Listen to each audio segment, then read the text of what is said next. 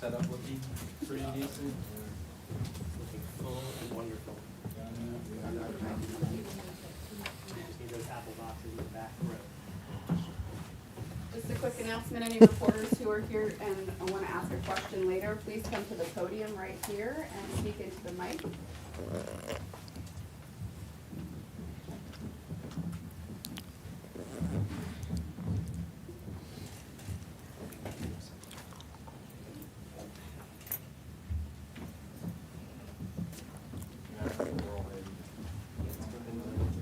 Mm-hmm. 3 minutes, guys. And enough time for some water. That's a good call. Yeah. And I need to bring some in. Because we're not in plastic bottles. We're done to tell everybody. Now they, Yeah, we're trying to make adjustments for height. You're a bit taller on the corner. Can we swap out or otherwise make moves to get folks in? Maybe back here? There you go. Just to stack each other up. Gene, I got sharp elbows. That's good. no, you do. All right.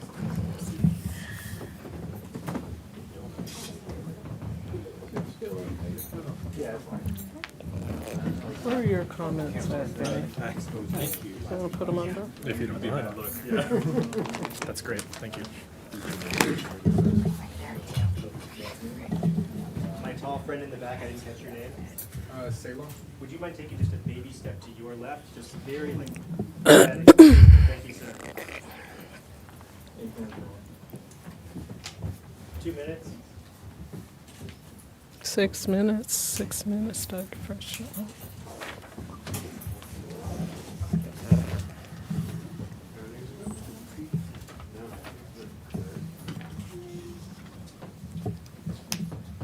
don't have to start right now. It's up to you if you're ready. We can start right now. Okay. Matt will call you in when it's time. Cool. Okay, so this microphone is gonna be in my line of sight. What is, can I, Would you like it moved back a little bit here? Does that work? and am I standing in a good position to be heard with it there? Okay. You look fantastic. 1 minute. And it's not broadcast TV, so we don't have to be exact. We'll count it down when we're ready. I'll make sure the mayor's feeling good, and I'll give her a 10 countdown.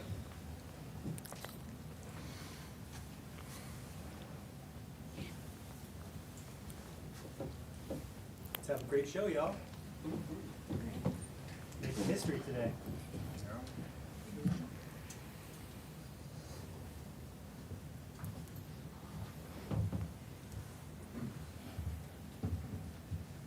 Just wait until I have 2 o'clock on my wall clock here. Then I'll count it down.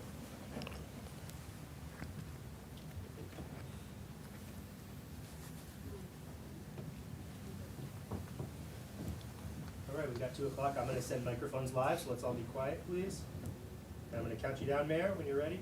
10, 9, 8, 7, 6, 5, 4, 3.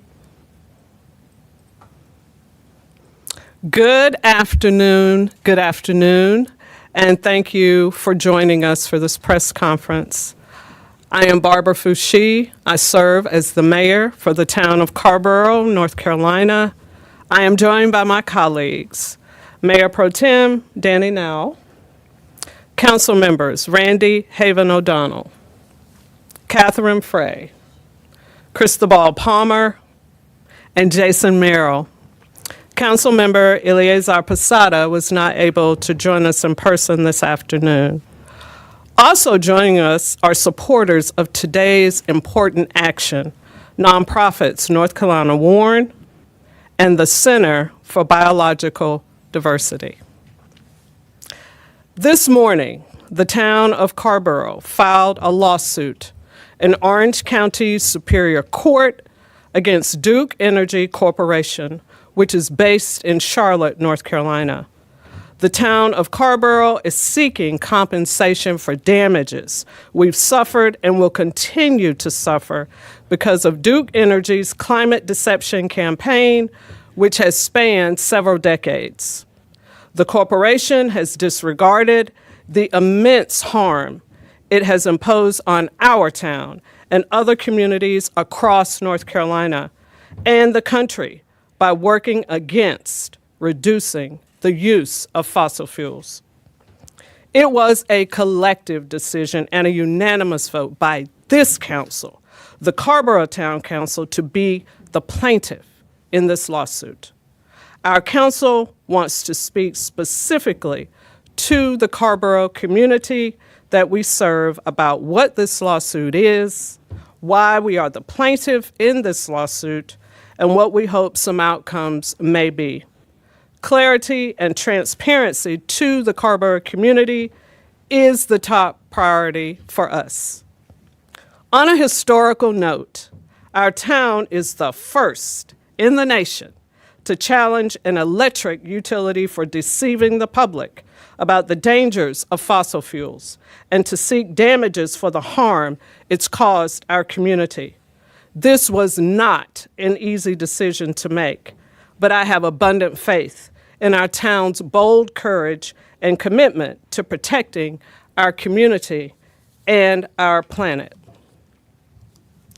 Our job is to speak truth to power, and that means holding Duke Energy Corporation, the third largest climate polluting corporation in the United States and one of the largest corporate polluters in the world, accountable for its actions.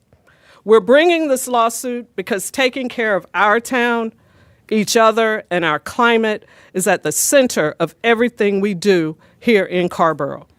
For years, Duke Energy Corporation has been working against our public safety, as our town has been working hard to use every tool at our disposal to mitigate the devastating effects of climate change.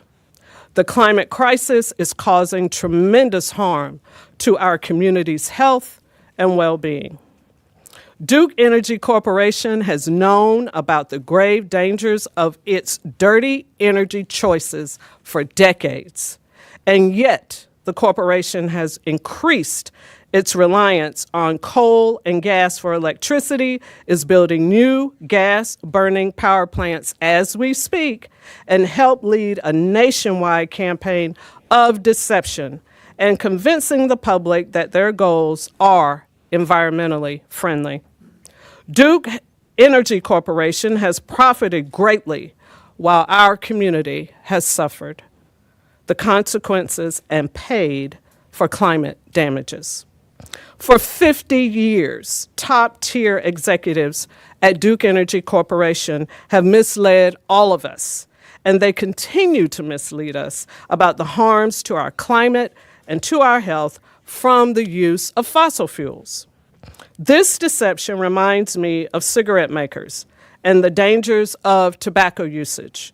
Tobacco companies misled the public for decades about the risk of smoking and only stopped their campaign of deception and paid for the damages they caused because they were forced to. The damages in this case are all around us, and they will only get worse. We just experienced the hottest summer on record. As global warming accelerates, the heat will only get worse for all of us. Our electricity bills will continue to climb to cool our homes, businesses, and town buildings. Heat is the top weather-related cause of death in this country, killing more people than hurricanes, tornadoes, and floods combined. The town of Carrboro has experienced multiple flooding events, tropical storms, and major heat waves in recent years, and has spent millions of dollars to rebuild and maintain roads, stormwater infrastructure, and other important community needs. We've been tracking damages from climate change, and it's clear that our town and hardworking taxpayers cannot and should not be forced to pay for this. The Carrboro community deserves a safe and healthy climate, not the crisis that Duke Energy Corporation's fossil fuels continue to cause. Here in Carrboro, we have been squarely focused on mitigating climate change through the implementation of several climate action plans. Climate change mitigation is woven into everything that we do in Carrboro, including being one of the pillars for our Carrboro Connects comprehensive plan. Yes, it is that important. The climate crisis is here, and we are in an urgent fight for the future of this planet, and the window is closing. The Intergovernmental Panel on Climate Change warns us that we have about 6 years left to cut greenhouse gas emissions in half to prevent the worst effects of catastrophic global warming. Scientists also tell us clearly that global warming is caused by the emissions that come from burning fossil fuels. Duke Energy Corporation's decades-long pattern of deception has delayed the critical transition from fossil fuels to smarter, cleaner, renewable energy. The town of Carrboro is seeking compensation for past and future damages incurred by the town because of Duke Energy Corporation's extensive, widespread practice of deception to deny the harms from climate change. We want Duke Energy Corporation to be held accountable for the damages to human lives and town property as a result of this deceptive conduct. In this moment where we see corporate interest and fossil fuel corporations dominate the many actions of many nations, we are using the power of state law to fight the climate crisis and environmental injustice. We can't afford to wait any longer to beat the most critical crisis of our era. Thank you so much. And now I would like to introduce Mayor Pro Tem Danny Now. Thank you, Mayor Foushee. I could not be more proud of Carrboro for standing up to Duke Energy and doing our part to end the era of corporate deception that has brought us to this moment of climate crisis. For far too long, corporations like Duke Energy have prioritized their executives' personal fortunes at the expense of our communities, our planet, and our collective well-being. I have 2 young children, and one of the main reasons I started my journey of public service is to give my children an answer to the questions they will inevitably have for me as they come to be more aware of the world that they are inheriting. Today, my colleagues and my neighbors have given my children an answer that they can be proud of. Carrboro has never been the kind of community to tolerate injustice, nor have we ever been afraid of exploring new solutions to difficult problems. One of the most difficult problems that every human on our planet faces is how the incentives of corporate profits continue to drive us toward a climate crisis we are only beginning to come to grasp with. Increased severe weather threats are bringing storms like Hurricane Helene, which devastated our state, leaving us with hundreds of millions of dollars of damages and human suffering that will endure for generations. If we are going to meet this moment with the urgency that it requires, corporations like Duke Energy must be made to reinvest their ill-gotten gains into the communities that they have deceived. We face new costs and challenges as we design climate-resilient communities, prepared for rising temperatures and increased severe weather events. The reality is that Carrboro residents have paid for this work many times over. For decades, our residents have been allowed to believe they were paying a corporation that promised a cleaner, more sustainable future. In fact, because of the monopoly Duke Energy enjoys in our region, North Carolinians have had no choice but to trust and depend on Duke. As they led a nationwide climate deception, denial, and greenwashing campaign using industry trade groups and phony scientists, Duke Energy execs continued to expand their burning of the fossil fuels that they knew as early as the 1960s, were changing our environment irrevocably. And because of their monopoly, North Carolinians had no choice but to trust their deceptions. Our trust has been violated, and we have paid for it. We have paid for excess road repairs. We have faced the effects of stormwater, and we will continue to pay for even further expenses as we uncover them. Today, we stand up, and we say that it's time for Carrboro to be repaid, so that we can put the resources we've already spent to work, designing a climate-resilient community, and put an end to the corporate deception that threatens my children and all of our futures. I would like to introduce my colleague, Councilmember Randy Haven O'Donnell. Thank you, Danny. Good afternoon. Since the 1970s, Carrboro has recognized and honored the relationship between our climate and sound environmental decision-making. With today's lawsuit against Duke Energy, one of the largest global polluters, Carrboro is making a sound environmental decision for its future, for future generations, and for the future of the planet.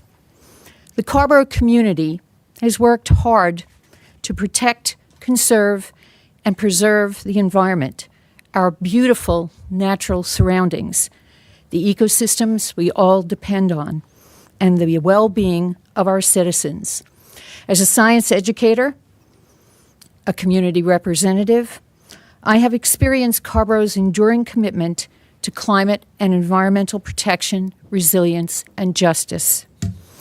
The Duke Energy lawsuit is important to Carrboro because we've been working hard and in earnest to protect our climate, and the giant utility has been deceiving us. Duke Energy's deceptive public information campaign has been working against us, erasing the progress we've urgently been striving to make to address climate change.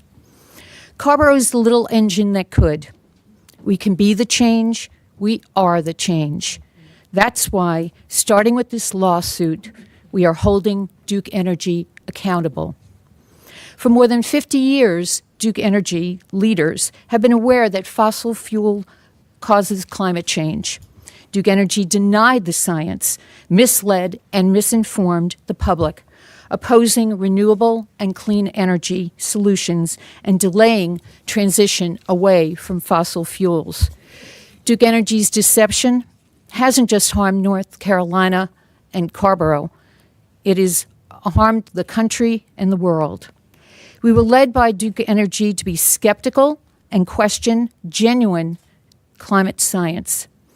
Duke Energy knowingly engaged a public campaign suppressing evidence of the harms caused by fossil fuels emissions. We were led to believe that this giant energy utility would be a leader in new and renewable energy. Duke Energy misleadingly presented an environmentally responsible image. Duke Energy greenwashed and influenced trusted environmental groups, funding projects that deluded the public into thinking it would advance renewable energy resources and foster climate change resilience. We were encouraged to believe Duke Energy would be an authentic partner supporting electrification and solar power, mitigating the burden, suffering, and cumulative harm by burning fossil fuels. Every level of Carrboro governance is centered on the climate crisis and climate justice. Carrboro partnered with Solarize Carrboro and Solarize the Triangle in a regional initiative supporting renewable energy.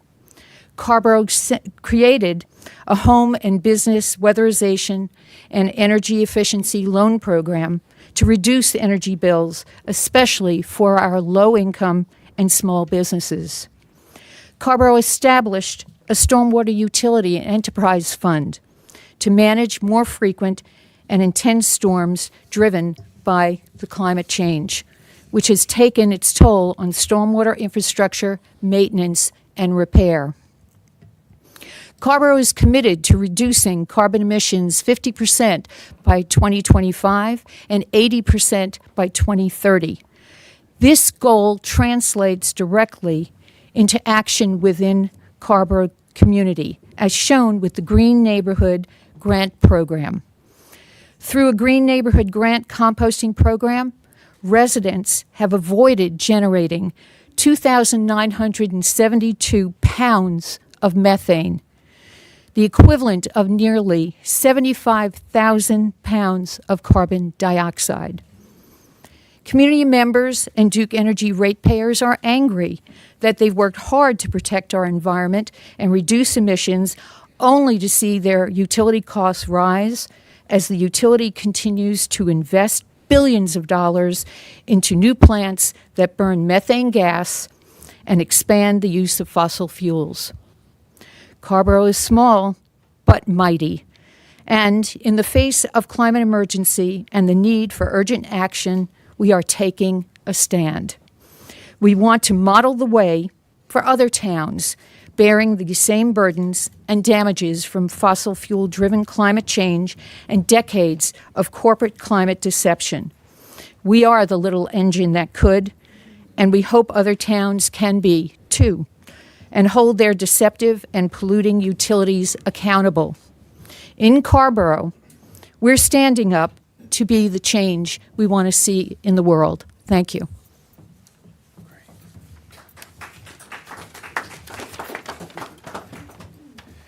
Thank you. I'm Jim Warren, Executive Director of nonprofit NC Warren. We are honored to be assisting with this case, and we applaud the leaders of the town of Carrboro. And thanks to the Center for Biological Diversity, too. It's great to be allied with people sharing the common goal of climate justice, protecting, helping people and wildlife in the face of reckless corporate behavior. And that's especially when the U.S. and other rich nations are totally failing their duty on the climate crisis. So it's vital to directly challenge the corporations that the head of the United Nations calls the godfathers of climate chaos. That includes Duke Energy, one of the world's worst climate polluters for many years, as our lawsuit today explains. As you've heard, we all hope this lawsuit can help the many communities down East North Carolina, in the mountains around the world that have been hurt already by climate disasters. As the lawsuit shows, it was Duke Energy's top bosses that are the culprits. They used denial, confusion, greenwashing. They even claimed global warming is good for us. They did all this to keep their profits rolling along. Later, they began pretending Duke Energy is actually a clean energy leader. This is all a calculated corporate deception, and is causing a massive amount of misery. In fact, this nationwide conspiracy is like the tobacco scandal on steroids. So much damage. As the lawsuit shows, Duke's leaders didn't just go along with this nationwide scandal. They've been ringleaders of it since the beginning.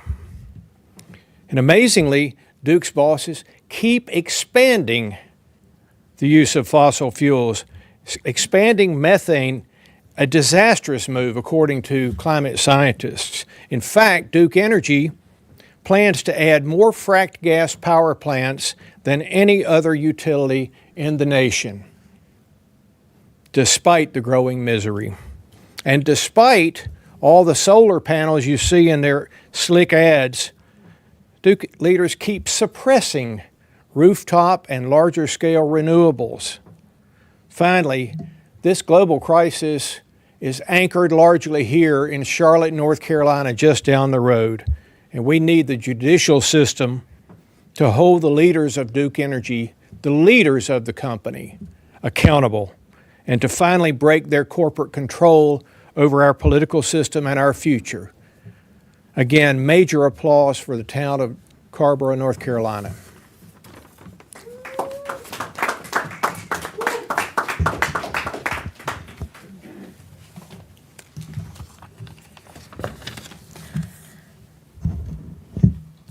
Good afternoon, everyone. My name is Jean Sue, and I am the Energy Justice Director and a senior attorney with the Center for Biological Diversity.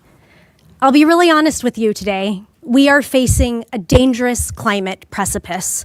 Right now, just this year alone, Carrboro, the state of North Carolina, and countless communities across this country have been pummeled by record-breaking heat, and then in the winter, absolutely devastated by the fatal Hurricane Helene and other storms. Right now, we know that this is a huge problem, and we know the actual consequences of climate change, yet the federal government is taking us in the exact opposite direction to fight it. In just a month, we will have a new White House head who is a climate denier in chief. He has appointed a cabinet full of corporate frackers and other oil and gas cronies. And to top it all off, the administration has vowed to squeeze every last drop of oil and gas from our precious public lands and waters. But let's be clear why we're here today. We all know that real climate action does not start nor end at the federal government level. Carrboro is living proof of that fact, that real climate action starts at the local level today. This is a historic and incredible day. Carrboro is taking its steps to bring and has brought the first ever lawsuit against an electric utility in this country for climate deception. And this is not any normal electric utility. This is the Goliath of the electric utility industry, which, as we've heard, is the third largest corporate polluter in this country and one of the largest utilities in this world. We are proud to stand in solidarity and strength with Carrboro, who is the very real-life David in this situation, challenging with this incredible slingshot of a lawsuit, the Goliath of Duke Energy. Carrboro is the light in this climate darkness right now and shows all of us that right now, local government and Carrboro is where climate action starts. Thank you.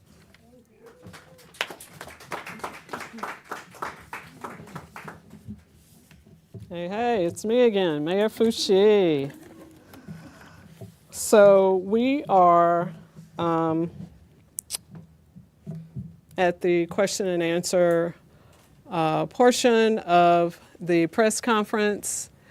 And what I am asking is for credential reporters to please raise your hand if you want to ask a question, and make your way to the podium. Once you get there, please say your name and what press group that you're with. And so they're pointing to where you should go.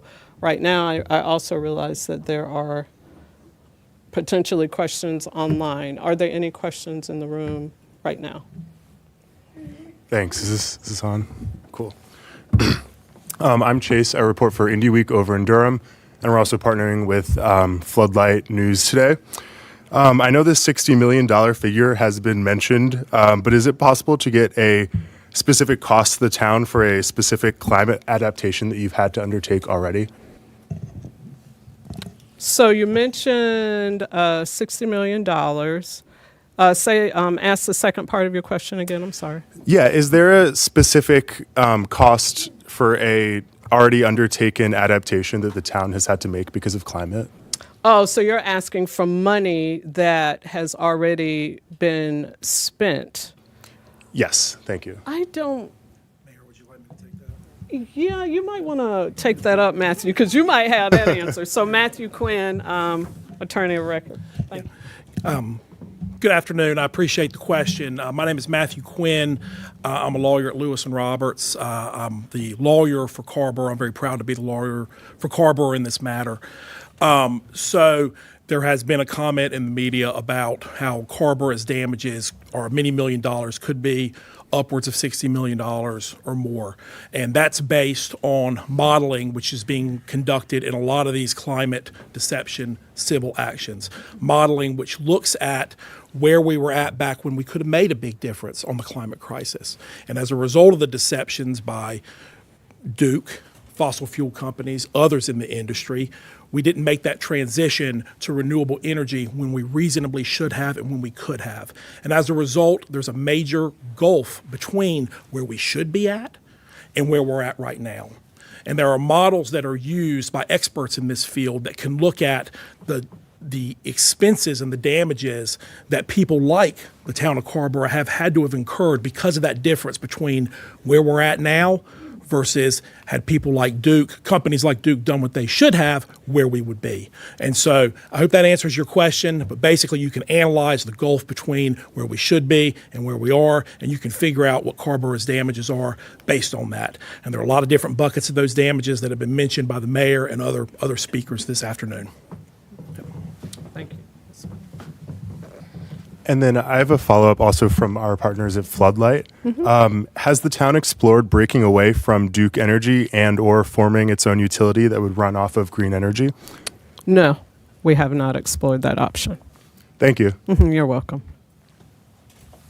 Hi there, I'm Liz McLaughlin, climate change reporter for WRAL.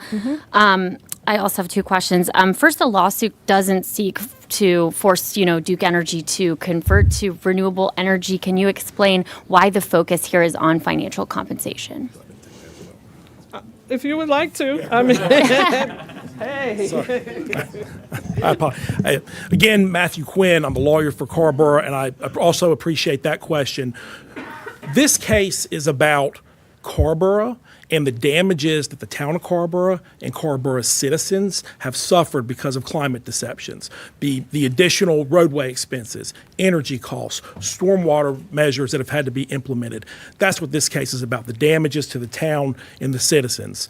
And we'd like to keep the focus on that. Now, it's possible that if Duke Energy sees the damage that it's done, maybe there will be policy changes, but we are going to concentrate on Carrboro and what's happened to its citizens and what's happened to the town. And can you also just expand on what motivated Carrboro to take this legal action now and what you hope to see, not just for this community, but maybe others impacted by climate change? I'm going to turn that question over to the mayor. We're going to play musical chairs. Yeah, thank you so much for that question. And so the motivation for Carrboro is pretty simple. So when I think about righting wrongs or seeking justice, somebody has to step out and do that. Somebody has to be the voice, and someone has to take the action. And so here we stand today doing just that. Other questions in the room? I see you. Hey, Brittany, Tom George from ABC 11. Just wanted to kind of, ask from kind of a legal standpoint, as you mentioned, this is kind of unprecedented. Obviously, other states have also, filed similar lawsuits. But, what are we hoping to see from the courts, and how is this going to be quantified? Obviously, as you mentioned, damage over years and years, whether roads or infrastructures. What are some of the, what goes into that from a legal standpoint as the court will look at this? Matthew Quinn, attorney of record. Yeah. And also, I appreciate that question as well. So, this is a unique new civil action, a historic civil action, I should say, because Carrboro is the first governmental entity to file a civil action against an electric utility for climate deception. So this is historic, and in that sense, it's unprecedented. But we all know the old phrase, there's nothing new under the sun, right? These climate deception civil actions have been filed against fossil fuel companies by many other states, counties, municipalities across the country, and they're moving forward. So we're highly confident. The facts support what we're doing. The law supports it. Most importantly, justice supports it. And so this case is going to move forward on that basis. Thank you.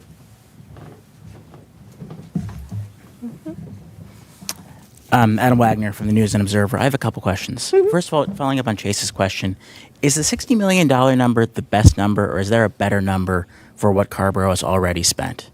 And Mayor Fouché, I think you mentioned that Carrboro has been calculating costs. Yeah, so what I am aware of is we have been tracking costs for, I would say, the last 4 years or so, using a modeling system that other communities have used. So that much I do know, but I would have Mr. Quinn to come up to add more context to that answer. Thank you. I appreciate the question about what the town of Carrboro's damages are. This is something that we have already conducted a substantial investigation on.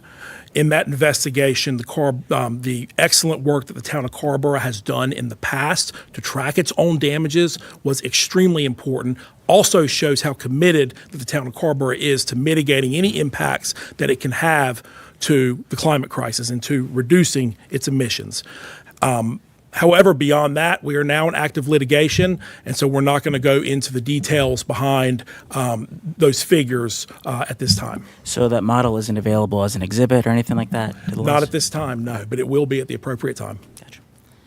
And then for the town, I'm wondering, one, if there really was kind of a breaking point where these conversations started, and then maybe, like, where did it start? Did it start with the town?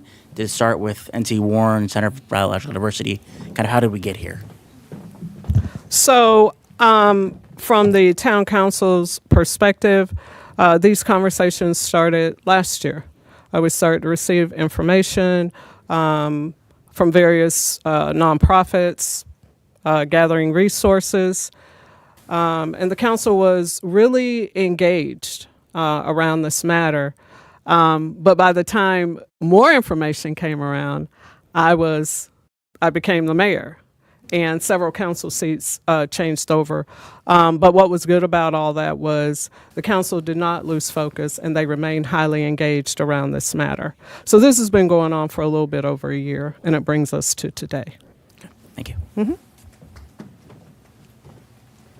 Hi, Sonica Barca from CBS 17. I have two questions. First, you've referenced some not quite the same but similar lawsuits that have been filed in other states. There's been a push back against those lawsuits to say these need to be dealt with in federal court and to stop them from proceeding. Is that a concern that the town has regarding their own lawsuit? Matthew Quinn, attorney of record. He probably is. Everybody always laughs at the lawyer. So no, that's not a concern that we have.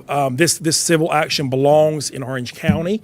It belongs in the courts of the state of North Carolina. That's the way it's pled. It's based on state-based, North Carolina-based tort law, and it belongs in this court, in the Orange County Superior Court, and we expect that at the end of the day, that's where it's going to stay, and that's where a jury of our peers will hear it.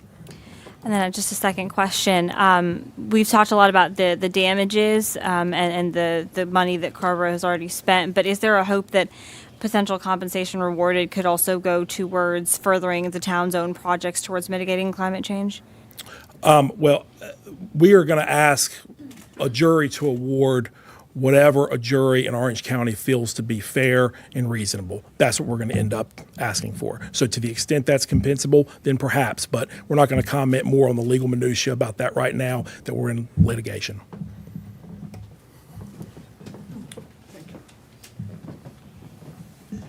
I'll go again unless anyone else wants Can to. can you hold for 1 second? Sure. Is there somebody? Can we or would you prefer to do all those at the end? Because this will be a repeat question. Why from don't we the go ahead and ending. take our online questions? Okay, If that's okay. Just hang on 1 second. Thank you.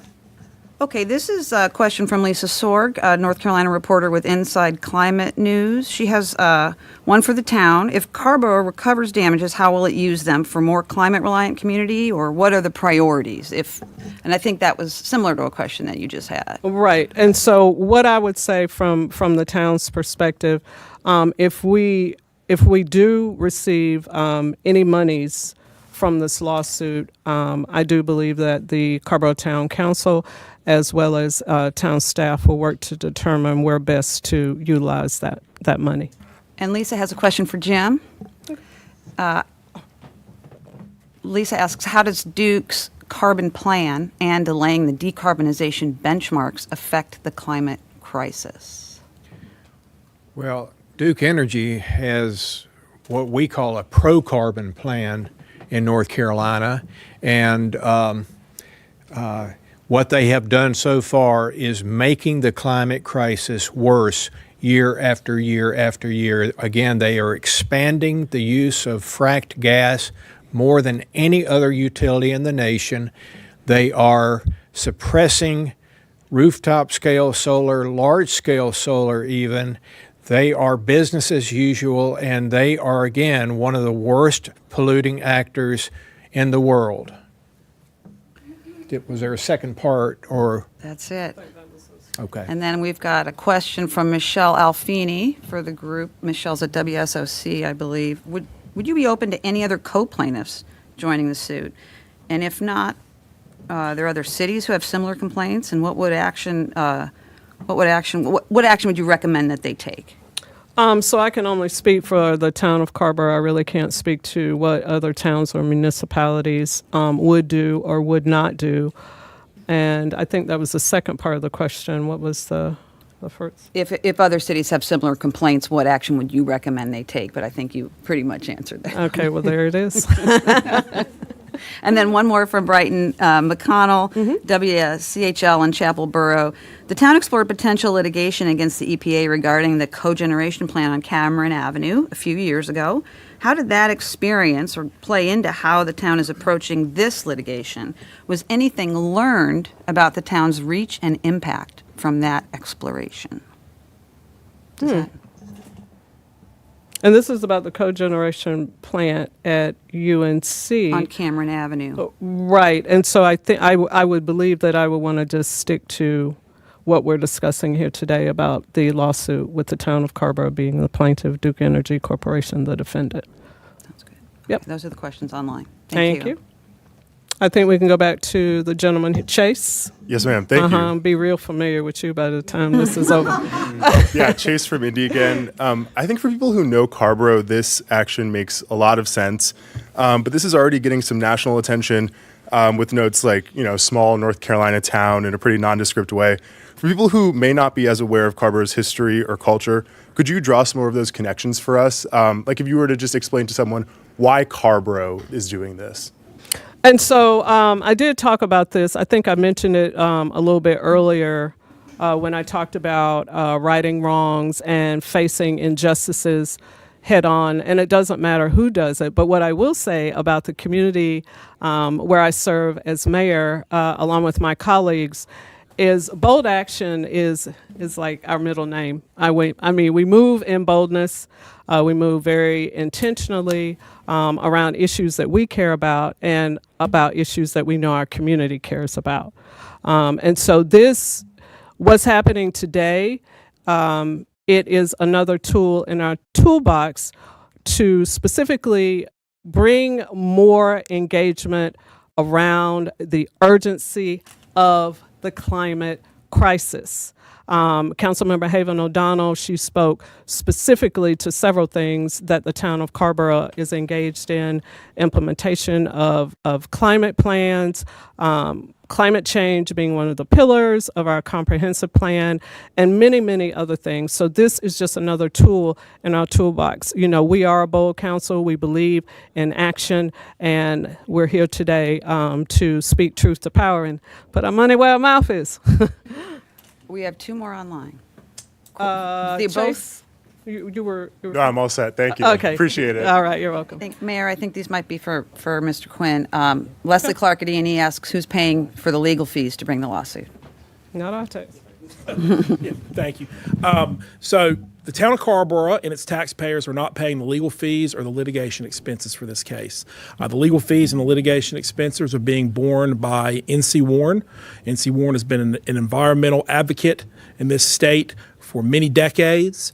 NC Warren cares passionately about the issues that are that the taxpayers in the town of Carrboro care about, especially the climate crisis. And so it was a fit that made a lot of sense for these organizations that believe the same things. And Michelle has a clarifying question. Are you open to co-plaintiffs, or is this suit going to be solely about Carrboro? I think we are what I care about and what the town cares about is the town of Carrboro and its taxpayers and its citizens. We can't speak for what others may or may not do. Okay, I think we've covered online. One more question from WREL, if possible. How are you funding this lawsuit? Oh, he just said it. But can you just go into detail about where that money is coming from? Yeah, so it's not being funded by taxpayers. The legal fees are being covered by a nonprofit. So, and there's been just minimal staff time to gather information. So, and the biggest part of the lawsuit as far as paying someone, would be the legal fees. And those are being covered by a nonprofit. Just one more quick question from ABC 11. You alluded to this earlier about the incoming administration and also at the state level with some of the bills that may restrict the state attorney general's power to file these kinds of suits. Was that part of the reason that you thought it was important to do at a municipal level? I believe I will call up Mr. Matthew Quinn. Okay. It sounds a little bit legal, but certainly. You heard the information that came forth about the incoming administration. And so what I will say as a mayor of this municipality, I will say again that we will use every tool at our disposal. And so then we start looking at, how to utilize state law and also local elected officials being on the front lines and just trying to figure out ways to mitigate this urgent climate crisis. So I will say that as the mayor of this municipality. Did you want to say something else? That covered it. Thank you. Really, one last quick You're one. okay. You're familiar too. What's your name again? Adam Wagner from the News Hi, and Observer. Wagner. This might be for Randy. This might be for you. Okay. But how has Duke's energy mix and kind of the future of Duke's energy mix impacted Carrboro's ability to hit those greenhouse gas reduction goals? Do you want to answer? Well, let's put it this way. The Community Climate Action Plan and the Carrboro Comprehensive Plan both have a great deal of support within the community. And so on a ground level, on an authentic base level with community members, over the last 50 years, community members have been hard at work doing what they felt best to be environmental and climate stewards. And it becomes a zero sum when they're working their hardest and they see that the in one quick action of use of methane or expanding methane gas, their efforts are erased. And that has a huge impact on the way our citizens feel about the direction of Duke Energy's programs and being ratepayers. So it's really important for us to stand for our community and say, enough is enough.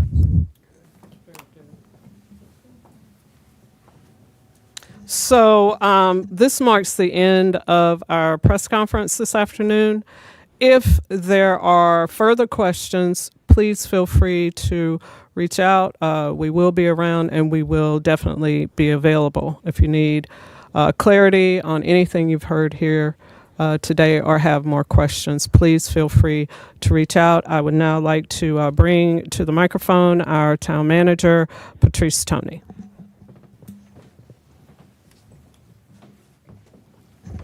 Thank you, Mayor. As the mayor pointed out, let's give the mayor and this council a round of applause for their boldness in this fight. This is a historic day, and I am so proud to be the town manager of Carrboro today. So this officially concludes our press conference. If you have additional questions, please visit our website for the press statement. There are contact people on there, www.carrboro.nc.gov. And you can click on the Climate Action Lawsuit tab. You'll see 3 contact people. Feel free to give us a call or email for additional questions that you may have. The mayor and council will be available shortly for a few questions after we take a picture, so don't leave. But please respect their time. And like I said, you can always submit additional questions via the website. All right. Thank you.